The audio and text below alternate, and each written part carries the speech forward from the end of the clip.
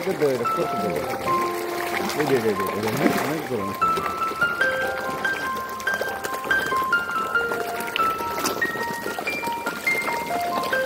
দেখার জন্য চেঞ্জ হয়ে গেছে। ঠিক করলে আপনাদের মাথা খারাপ হবে। আচ্ছা হলো এই জায়গা ঠিক আছে। ভালো উঠতে দিবেন। হ্যাঁ দাঁড়া কি বল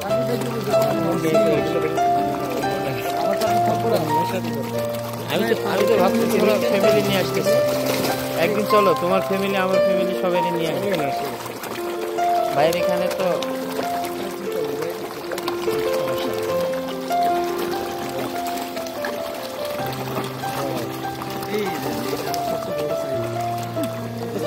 দেখছে